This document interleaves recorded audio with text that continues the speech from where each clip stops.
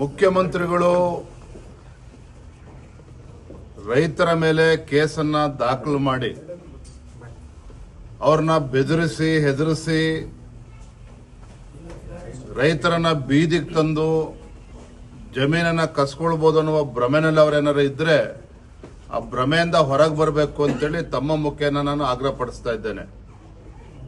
ಒಬ್ಬ ರಾಜ್ಯದ ಮುಖ್ಯಮಂತ್ರಿಗಳಾಗಿ ರೈತರ ಸಂಕಷ್ಟಕ್ಕೆ ಸ್ಪಂದನೆ ಮಾಡಬೇಕಾಗಿರ್ತಕ್ಕಂಥ ಕರ್ತವ್ಯ ಅವ್ರ ಮೇಲಿದೆ.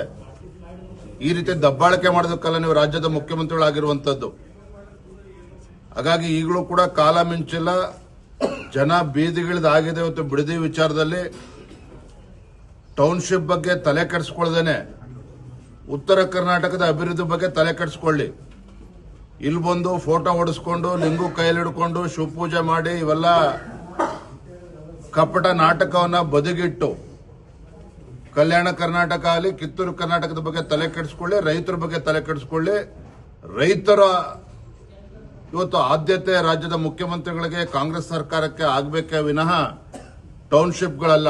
ಟೌನ್ಶಿಪ್ ಅಗತ್ಯತೆ ಇದೆಯಾ? ಖಂಡಿತ ಅಗತ್ಯತೆ ಇದೆ. ಆದರೆ ರೈತರ ಜಮೀನನ್ನ ಕಸ್ಕೊಂಡು ಮಾಡೋದಕ್ಕೆ ಸಾಧ್ಯ ಇಲ್ಲ. ನಿಜವಾಗ್ಲೂ ಕೂಡ ನೀವು ಅಭಿವೃದ್ಧಿಯ ಬಗ್ಗೆ ಕಾಳಜಿನೇ ಆಗಿದ್ರೆ ಬೆಂಗಳೂರು ಅಭಿವೃದ್ಧಿ ಆದರೆ ಇಡೀ ರಾಜ್ಯದ ಅಭಿವೃದ್ಧಿಯನ್ನ ಭ್ರಮೆನಲ್ಲಿ ಇವತ್ತು ಕಾಂಗ್ರೆಸ್ ಸರ್ಕಾರ ಏನಿದೆ ಅದರಿಂದ ಹೊರಗೆ ಬಂದು ಉತ್ತರ ಕರ್ನಾಟಕದಲ್ಲಿ ಯಾವ ರೀತಿ ಅಭಿವೃದ್ಧಿ ಪಡಿಸಬೇಕು ಅದ್ರ ಕಡೆ ಗಮನ ಹರಿಸಲಿ. ಯಾಕೆ ಸರ್ ಪಟ್ಟು ಹಿಡ್ಕೊಂಡು ಕೂತಿದೆ ಸರ್ಕಾರ ಅಂತ? 80% ರೈತರು ಒಪ್ಪಿಗೆ ಇದೆ ಅಂತ ಹೇಳ್ತಾರೆ ಸಿಎಂ ಅವರು.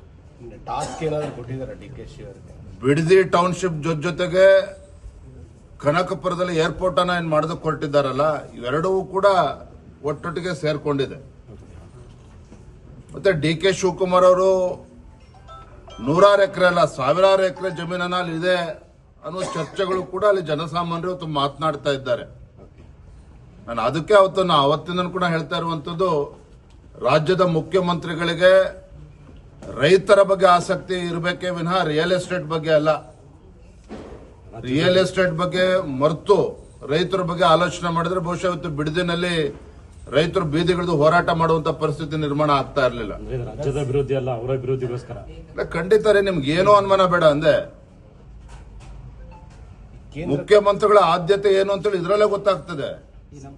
ಮುಖ್ಯಮಂತ್ರಿಯಾಗಿ ಅಧಿಕಾರ ಸ್ವೀಕಾರ ಮಾಡ್ಕೊಳ್ತಿದ್ದಂಗೆ ಬಿಡದಿ ಟೌನ್ಶಿಪ್ ನೆನಪಾಗ್ತದೆ. ಮುಖ್ಯಮಂತ್ರಿಗಳಾಗಿ ಅಧಿಕಾರ ಸ್ವೀಕಾರ ಮಾಡ್ಕೊಳ್ತಿದ್ದಂಗೆ ಕನಕಪುರದಲ್ಲಿ ಏರ್ಪೋರ್ಟ್ ಬಗ್ಗೆ ತಲೆ ಕೆಡಿಸ್ಕೊಂಡಿದ್ದಾರೆ. ನಾನು ಇದ್ರ ಬಗ್ಗೆ ಮುಖ್ಯಮಂತ್ರಿಗಳ ಪತ್ರವನ್ನು ಕೂಡ ಬರೆಯೋನಿದ್ದೇನೆ. ಇವತ್ತು ನಿಜವಾಗ್ಲೂ ಕೂಡ ಏರ್ಪೋರ್ಟ್ ಆಗಬೇಕಾದ್ರೆ ಬೆಂಗಳೂರು ಮತ್ತು ತುಮಕೂರು ಆಜುಬಾಜಿನಲ್ಲಿ ಆಗಬೇಕಾಗ್ತದೆ. ಉತ್ತರ ಕರ್ನಾಟಕಕ್ಕೂ ಕೂಡ ಇದರಿಂದ ಲಾಭ ಆಗ್ತದೆ.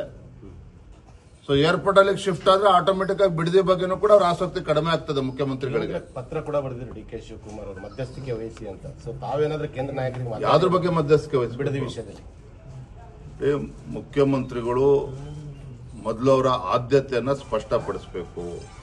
ಅವರ ಆದ್ಯತೆ ರಿಯಲ್ ಎಸ್ಟೇಟ್ ರೈತರು ಅನ್ನೋದ್ರ ಬಗ್ಗೆ ಸ್ಪಷ್ಟತೆ ಪಡಿಸಿದ ಮೇಲೆ ಕೇಂದ್ರದವರು ಇದರಲ್ಲಿ ಬರಬೇಕು ಬೇಡ ಅವ್ರು ತೀರ್ಮಾನ ಮಾಡ್ತಾರೆ. ನೀವೇ ರಾಜ್ಯದ ಮುಖ್ಯಮಂತ್ರಿಗಳು ನೋಡಿ, ಇವತ್ತು ಟೌನ್ಶಿಪ್ ಆಗಬೇಕು, ಅದರಲ್ಲಿ ಬೆಂಗಳೂರು ಅಭಿವೃದ್ಧಿ ಆಗಬೇಕು, ಯುವಕರಿಗೆ ಉದ್ಯೋಗ ಸೃಷ್ಟಿ ಆಗಬೇಕು, ಇದು ಯಾವುದನ್ನು ಕೂಡ ಅಲೆಗಳಿತಾ ಇಲ್ಲ.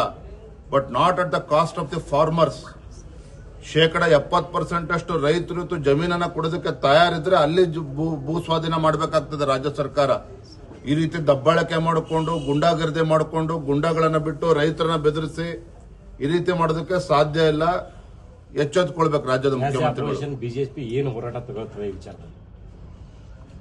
ಭಾರತೀಯ ಜನತಾ ಪಾರ್ಟಿ ಇದನ್ನ ನಾವು ಗಂಭೀರವಾಗಿ ತೆಗೆದುಕೊಂಡಿದ್ದೇವೆ. ರೈತರಿಗೆ ಬೀದಿ ಬರೋದಕ್ಕೆ ಏನ್ ರಾಜ್ಯ ಸರ್ಕಾರ ಹುನ್ನಾರ ಹಾಕಿದ್ರೆ ಅವಕಾಶವನ್ನು ಕೊಡೋದಿಲ್ಲ. ಖಂಡಿತ ನಾವು ರೈತರ ಪರವಾಗಿ ನಾವು ಇರ್ತೇವೆ.